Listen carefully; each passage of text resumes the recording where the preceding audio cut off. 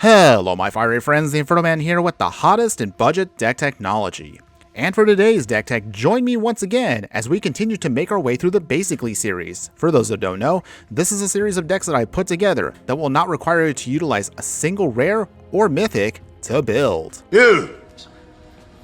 Keep talking. That's right. So without further ado, join me right now for the final deck in this series, a 5-color deck that I have put together today that is going to be called Basically Humans. But before we continue, if you do like any of the content that I do, please like, follow, and subscribe wherever you watch the content. You can support me monthly for a small amount on Patreon, where I have all of my extended bonus footage posted. We also have a Redbubble spot where you can buy merch like stickers and shirts, or for free, all you can just do also is just join our growing community on Discord. Your support helps keep this channel going. All links are in the details below. The longtime viewers of the channel know how we do it. We have to talk about the stats of the deck before we dive right in. So our Basically Humans deck today is all 5 colors as I mentioned earlier. That does mean it's going to be white, blue, black, red, and green.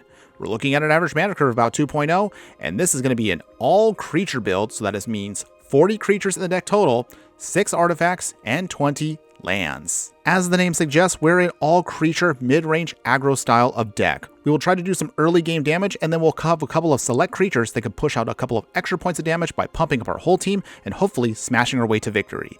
If for some reason we can't do that, our plan B to the deck is to hold back and maintain a more mid-range style of deck where we can sacrifice a couple of artifacts and creatures for value as we hopefully try to life gain and drain our way out of whatever our opponent tries to throw at us. But you may be asking yourself, how can a 5-color pile of all humans pull us off on such a tight budget? Good question. Well, I'm glad you asked. So without further ado, let's go ahead and let's talk about all the creatures in our deck. Starting in the 1-drop slot, we will have Novice Inspector and Thraben Inspector. Both of them do the same thing, and we've utilized these cards before in the past. They enter and they investigate, i.e. they create a clue token, which we can utilize later on to sacrifice to draw a card.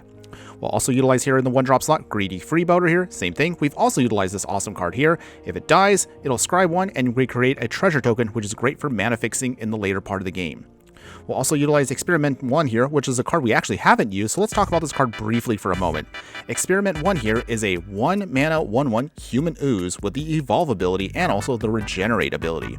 For those that are unaware, Evolve means that whenever a creature enters the battlefield under our control, if that creature has greater power or toughness than this creature, we get a +1/+1 counter on the Ooze. Also, the Regenerate ability, and if you know this ability, then congratulations, you're just as old as I am.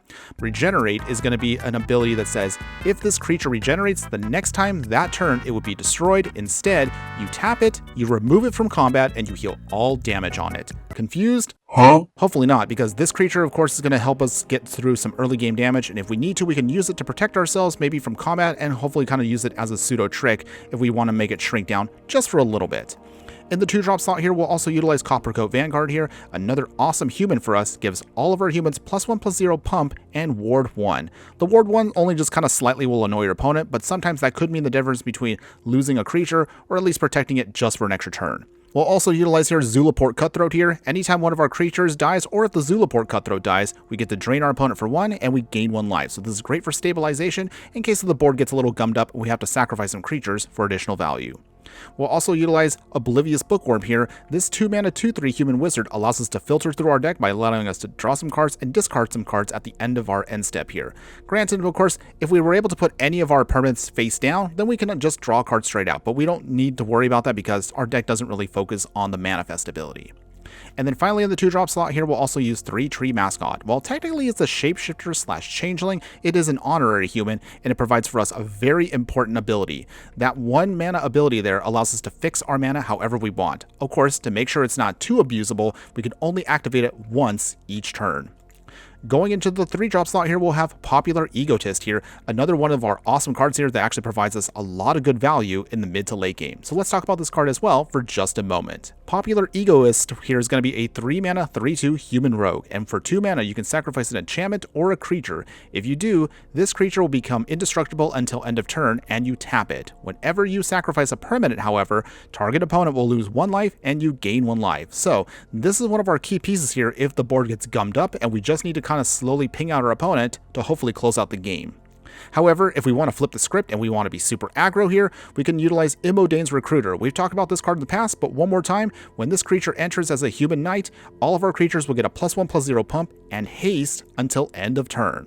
Although if you need to, you can also utilize this adventure ability to put down some knights if you need to in a pinch. Although granted, they're not human, so they won't really get any benefit for our deck, but sometimes that could be decent fodder for chump blocking later on. And then to wrap it up in the 4-drop slot here, we'll utilize Whirler Rogue here. It's a 4-mana 2/2 human rogue artificer. When it enters, you get to create some Thopter tokens, and later on you can tap 2 untapped artifacts we control to make sure one of our creatures becomes unblockable. This actually goes really well with some of the clue tokens if you don't use them early enough, so you can tap those down as you will, just to push through some extra damage on top of that. And then finally, to round out our package, since we are utilizing some creature tokens as well, we'll utilize Harried Dronesmith here as our final creature. It's a human artificer that reads, at the beginning of combat on our turn, we have to create a 1/1 colorless Thopter artifact token with flying, and it will gain haste until end of turn, and also we have to sacrifice it at the beginning of our next end step. This kind of just helps us just ping out our opponent just a little bit here and there, but it does synergize, of course, with both Zulaport Cutthroat and the popular Egotist, just to make sure that we can still drain our opponent, so it does actually provide a little bit of extra push for our whole deck. As far as your mana base is concerned, here's how we're going to fix it to make sure we can cast what we need to right on time. We'll have one single copy of every basic, so 1 plain, 1 island, 1 swamp, 1 mountain, and 1 forest. In terms of extra fixing, and this may look a little strange, but we are going to utilize Ether Hub here. Although you are going to only get 1 energy when it enters, try to hold on to that energy until you absolutely need to use it to cast what you need to, because you only will get 1 shot at it, at least until you get a 3-tree mascot later on in the game. Speaking of fixing for the right mana, we'll also utilize 3 copies of Scene of the Crime here. It is a clue token, and you can sacrifice it later on to draw a card, but at the same time, you can also tap this and another creature we control to fix for the mana you also will need. And the final land that we'll utilize here is going to be Secluded Courtyard and Unclaimed Territory. Both of them do the exact same thing, where we will of course choose Human to then make sure we can tap for the mana we definitely need. If you're interested in taking this in the best of 3, here's what I would recommend for you for your sideboard. So for Graveyard Hate, it's going to be a little bit on the slow side, but Veteran Survivor provides for us a really good value. If we exile 3 or more cards with it, this creature will get a +3/+3 pump, and it'll also gain hexproof, making it very hard for our opponent to deal with. Speaking of making sure things are difficult to deal with, we can also bring in Destiny Spinner to make sure all of our creature spells cannot be countered. We'll also have for additional sacrifice value here, Fireblade Artist, which goes really well with the synergies of Zulaport Cutthroat and popular Egoist. For Artifact and Enchantment Hate, we'll bring in Mass Vandal here. We will have to exile a creature card from our graveyard to get the full value out of it, but if we do, we can exile an opponent's artifact or enchantment they control, which is great for sometimes for getting certain things off the battlefield permanently. If we want to do a little bit of pseudo-wrathing here, we'll have Nightclubber here. When it enters, all of our opponent's creatures will get -1/-1. If we want to blitz it, we can bring that in as mostly a spell that we can sacrifice later on, which again goes really well with Popular Egoist once again, and of course the Zulaport Cutthroat for extra value, and of course we'll draw a card out of the deal. And to finish it off here, we'll utilize Reflector Mage here. When Reflector Mage enters, we can bounce back a creature an opponent controls to their hand. And on top of that, what makes this card really great is that creature's owner cannot cast the spells with the same name as that creature until our next turn.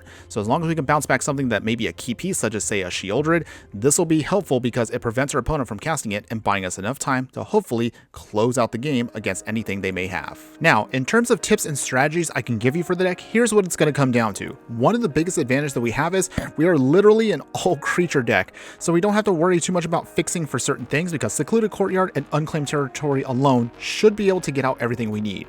Remember that again, we don't have that much to work with when it comes to energy, so your Ether Hubs, try to manually tap your mana so you don't waste your energy that you might need for Ether Hubs if you need to cast something in a pinch. However, once we can get out at least that 3-tree mascot, that should alone fix the remainder of our mana problems for the rest of the game. So that should hopefully help us just cast out what we need. Speaking of the early game, you're going to want to try to throw out your Experiment 1. Try to get that on the field first if you have it in hand, because it will get pumped up once you have Thraben Inspector or Novice Inspector out because they have a higher toughness. Greedy Freeboater, don't be afraid to be aggro with this card or chump block with it if you need to, because that treasure also can be helpful for us to ramp to the other cards if we are having struggles with our mana base. Finally, depending on how your opponent is handling the situation, if you have to start going more aggro, Coppercoat Vanguard of course, and your Imodane's Recruiter will be your key pieces to just push through the final points of damage. And if you manage to get out your Zulaport Cutthroat, this allows you to be even more aggressive because even if your creatures die, the Zulaport Throat will be able to trigger its ability off, and hopefully you can drain your opponent out on the spot. If the board does start getting gummed up, then you're going to have to hold back a little bit and use Popular Egoist along with your Harry Dronesmith and Whirler Rogue to start sacrificing extra tokens for value, whether it's the Thopters or maybe those clue tokens you built up earlier with your Inspectors. However, even though this may seem like a pretty cut and dry plan, you probably may have figured out what is the biggest weakness of this deck. And the biggest weakness, of course, is since we are all an all creature deck, anything regarding spot removal, anything regarding wraths will definitely make us sad. Granted, of course, as I mentioned earlier, your Zulaport Cut-Through does have the advantage of then just pinging out your opponent if they do manage to blow up the board, but sometimes you're going to want to keep a creature alive for a little bit. So, circling back once again to one of your key pieces, Popular Egoist, if you have to keep that alive a little bit to sacrifice maybe one of your creatures just to keep it indestructible, that might be the key piece that can help you ensure that you can still push through the remaining points of damage. The other biggest weakness of the deck is one that's kind of obvious, but at the same time, not as obvious. And I'm pretty sure for those of you who played Magic as long as I have know already that the more colors you add into a deck, the harder it may be to sometimes cast what you need. Granted, as I mentioned earlier, cards that do mitigate this problem will be your Scene of the Crime, your Ether Hubs, the Secluded Courtyard, Unclaimed Territory, and 3-Tree Mascot should fix what you need. But you are going to have once in a while, maybe a couple of turns where you're going to be a little clunky because you might not exactly have the right combo to then cast what you need. But with even those struggles out of the way, I still think that the way we built this deck today should have provided you enough value to push through some of your more difficult challenges and still score some victories along the way. Now, if you like what we played today and you want to see more in this style, as always, I will show you on screen right now a couple of other decks we have done over the course of this channel that are similar to what we played today. Those links have been scattered throughout the course of this video, so be sure to click on one of them if you like creature style decks or maybe just multicolored piles in general. But with that now all out of the way, here are my final thoughts that I want to give not only on this deck, but this whole channel and series overall. If you've made it this far and you are one of the few individuals that has actually seen every single one of my basically deck techs, please give a shout out below because I really want to hear from those of you who actually took the time to actually appreciate every single video that I put out in this series.